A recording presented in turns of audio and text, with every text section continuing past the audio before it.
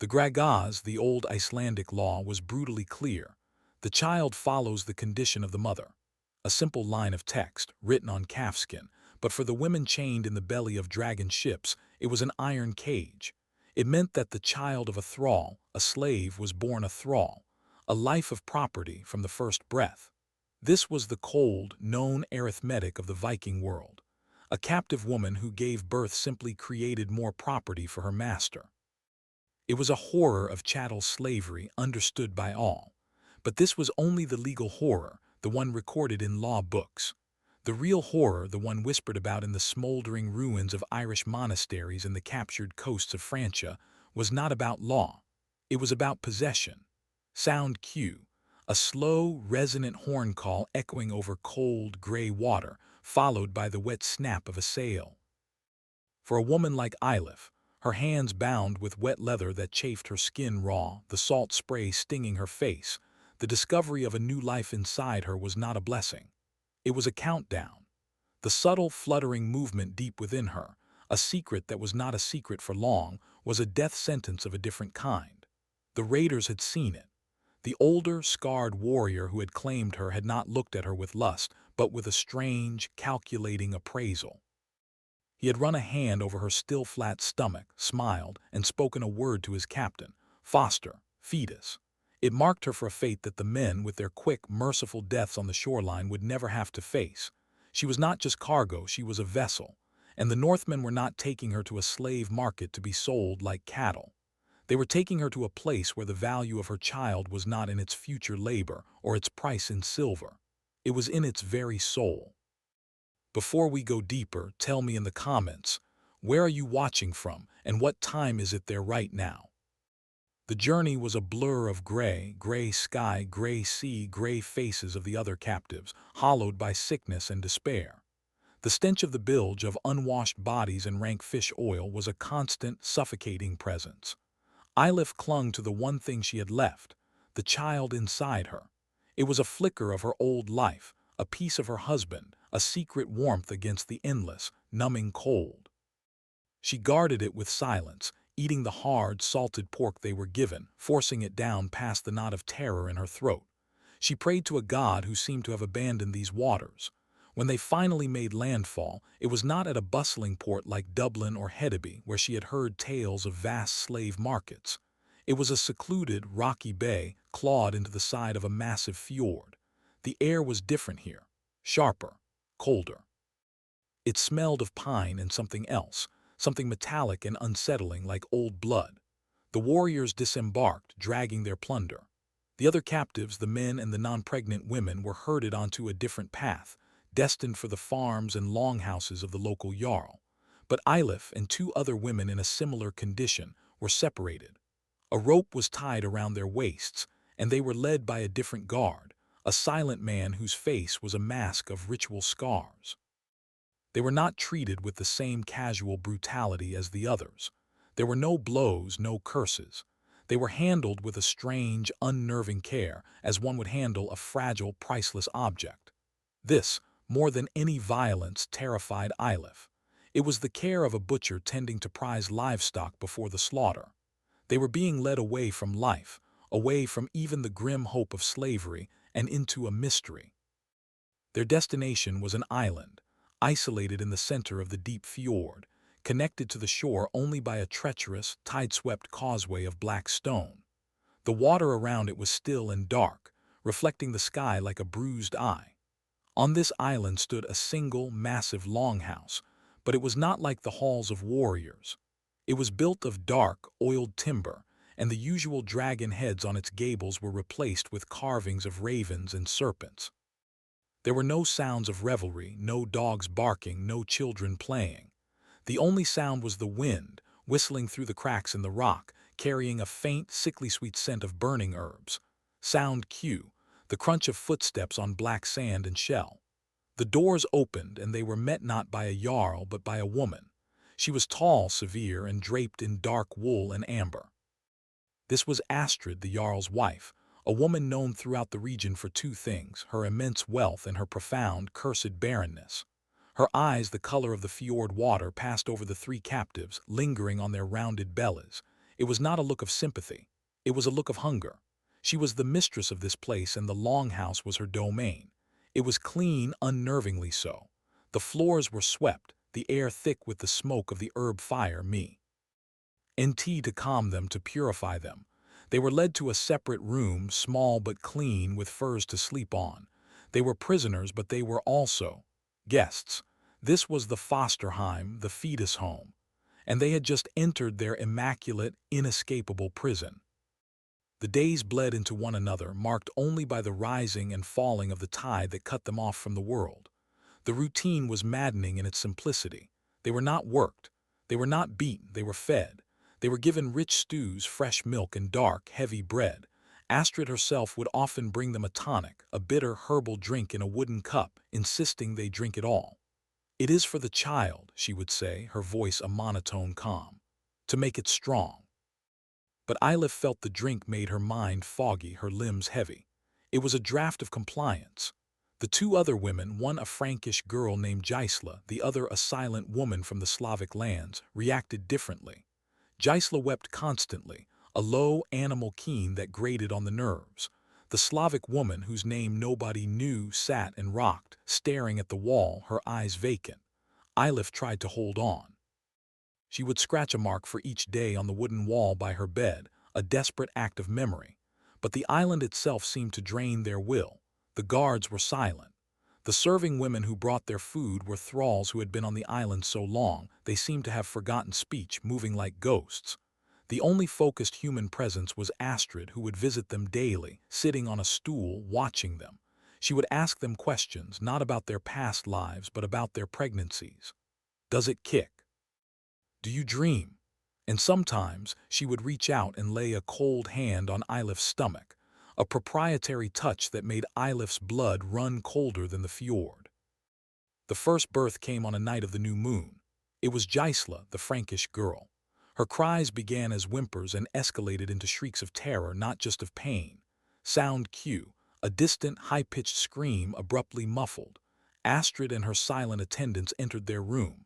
They lifted Gisela, who fought like a cornered animal, and carried her out. The heavy wooden door to the main hall was barred behind them. Eilif and the Slavic woman were left alone in the dark, listening. The sounds were terrifying. They heard the muffled screams, but beneath them a low, rhythmic chanting, a galder, a magic song. It was Astrid's voice, rising and falling in the ancient guttural tongue of the north. It was not a song of welcome or blessing. It was a song of claiming, of power. The storm of noise lasted for hours. Eilif pressed her ear to the wooden wall, her heart hammering against her ribs. She heard one single thin wail of a newborn baby, and then silence. A heavy, profound, and absolute silence. The chanting stopped. The screaming had long since faded. The rest of the night was sleepless. When the sun finally rose, the door was unbarred. A serving woman entered with their morning food as if nothing had happened. But Gisela was not there. Her furs were gone. Her cup was gone.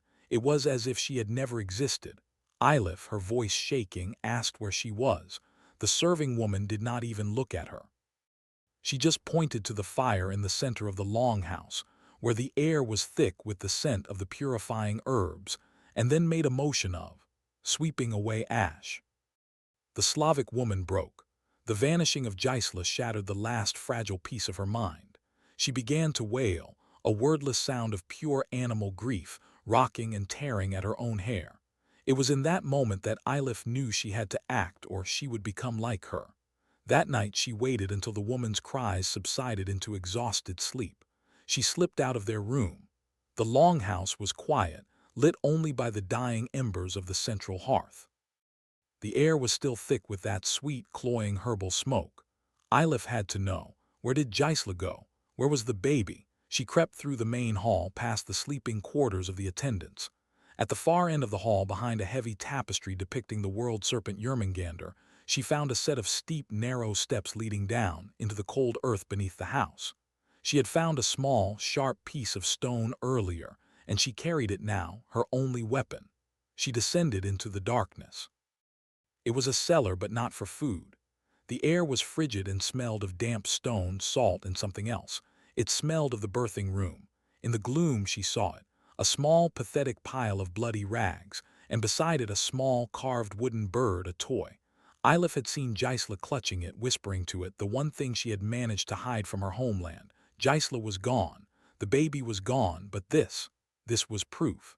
She heard a sound, a whimper, and froze. It was not an infant. It was the Slavic woman who had followed her. The woman's eyes were wide with a tarry, sudden clarity. She pointed into the darkness to the far wall. Foster Taka, she whispered, the first word Eilif had ever heard her speak. The soul taker, she does not take the child, she replaces it. Eilif's blood turned to ice. Replaces? What do you mean? The Slavic woman, her sanity flickering like a dying candle, grabbed Eilif's arm. No baby, she whispered, her fingers digging in. No baby for us, only for her. She takes the hammer, the soul. She believes the child of a captive, a Christian, is an empty vessel, a new skin. She pulls the soul out and puts her own dead child's spirit in. Eilif stared, horrified. This was not slavery. This was a nightmare of dark magic, a psychosis given form. The woman pointed to the far wall. Eilif moved closer, her eyes adjusting to the dark. It was a chamber carved from the black rock of the island itself. In the center was not a bed, but a tall, throne-like chair of dark, polished wood, its arms carved into the shapes of grasping hands. It was a birthing chair. Runes were carved all over it, runes of binding and transference.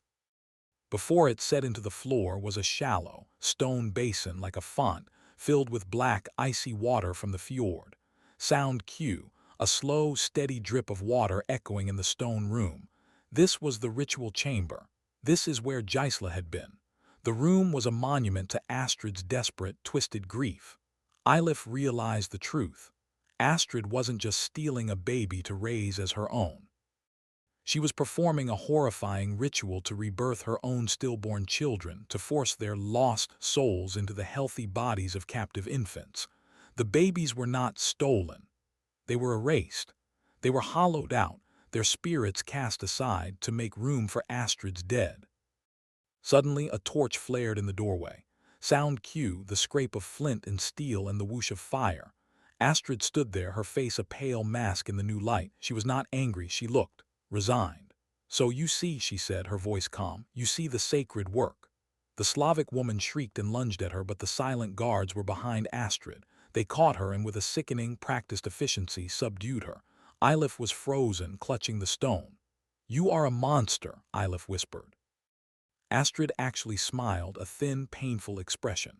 Monster, she said, stepping into the chamber. I am a mother, my husband's line is strong, my blood is strong, but the gods are cruel. They gave me 6 children and all of them were born silent. 6 sons, all dead before their first breath. They are trapped waiting, they need a vessel. She gestured to the birthing chair.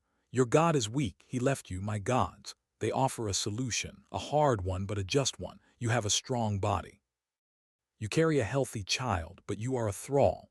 You have no name, no lineage, no soul worth keeping. Your child is just flesh, an empty house. I am simply moving my son in. She walked over to Eilif, close enough for Eilif to smell the herbs on her breath. She touched Eilif's stomach. You will not be harmed. You will give me my son, and then your purpose is finished. The cold, rational, absolute conviction in her eyes was more terrifying than any rage.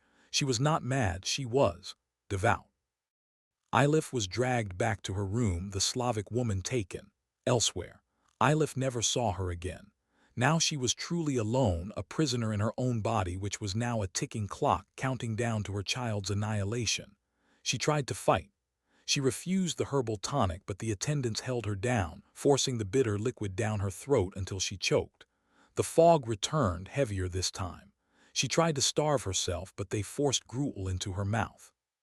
She was a vessel, and the cargo would be protected at all costs. She prayed, she cursed, she wept, until a strange, cold calm settled over her. She would not let this happen. She still had the sharp stone hidden in the straw of her bed. She would wait. She would wait until the last moment, until the child was born. And then she would act. She would not let her child be erased. The pains began, as she knew they would, during a raging storm. The wind howled around the longhouse like a mourning spirit, and the waves of the fjord crashed against the black rocks of the island. Sound Q, a howling wind and the crash of waves. The door burst open. Astrid was there, her eyes bright, almost joyful. "It is time," she said. "The storm is a good omen. The gods are here." The attendants grabbed Eilif, who no longer had the strength to fight. They dragged her, her feet scraping the floor, towards the tapestry, towards the stone steps, and down into the dark, waiting chamber. The ritual room was lit now, not by a torch, but by a dozen black candles, casting long, dancing shadows that made the grasping hands of the birthing chair seem to move. The air was suffocatingly thick with the smoke of burning night. Shade and Rowan. Astrid was already chanting, her voice low and hypnotic, weaving a net of sound. Eilif was forced into the chair. Her body was betraying her, racked with contractions, doing the one thing she wished it wouldn't. The pain was immense, a fire tearing her apart, but the terror was worse. Astrid stood before her, a silver bowl in one hand and in the other a small obsidian knife. Eilif's hand closed around the sharp stone, hidden in her fist. She waited. The world dissolved into a red haze of agony and chanting. "Come, my son," Astrid called out, not to Eilif but to the air. "Come, Bjorn, this vessel is ready for you. Leave the cold mist and breathe the air." Eilif screamed, a sound that was both birth cry and war cry. The child was born. It slipped into the hands of an attendant, who immediately turned to hand it to Astrid. The baby, a boy, let out a healthy, furious wail.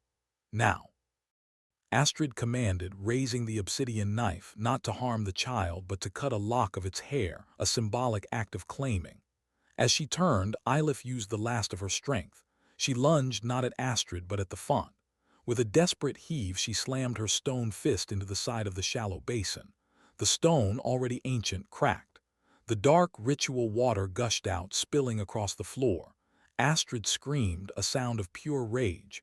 The ritual was broken. The aftermath was a blur of cold, violent motion. The spell was shattered. Astrid, her face contorted in a mask of failure, looked from the spilled water to the crying child and then to Eilif with an expression of pure, unfiltered hatred. The child was now just a child, a thrall's child. Its spiritual value was gone. "Get it out," Astrid spat, her voice venomous.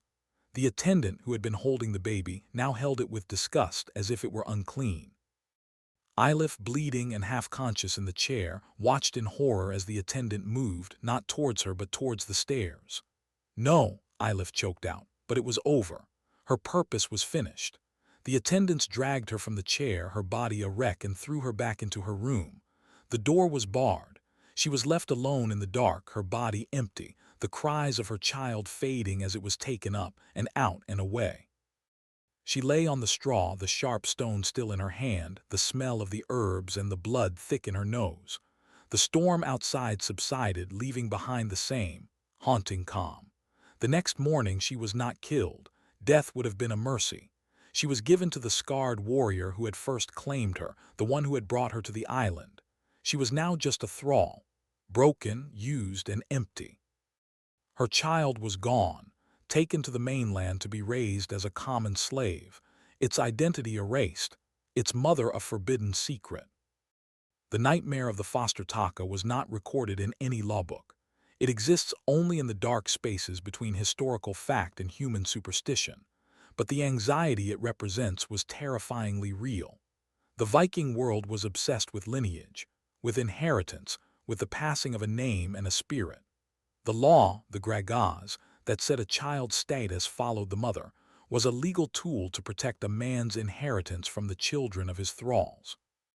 A master could choose to claim his child by a slave, to elevate it, to give it freedom and a name. This claiming was a legal act. But in the remote fjords, in the desperate, grieving mind of a woman like Astrid, this legal act of claiming could have twisted, metastasizing into a dark, superstitious ritual. A belief that a soul, like property, could be seized. A belief that a captive's child was an empty vessel, waiting to be filled. The true horror of what the Vikings did was not always a matter of axes and fire. It was a cold, psychological arithmetic, a system that could dehumanize a person so completely that they were seen not just as bodies for labor but as vessels for the dead. The child was not simply enslaved. It was unborn. Its very identity, its connection to its mother, was ritually murdered at the moment of its birth. If you want more dark historical stories like this, subscribe to Dark Legends and keep the past from being erased.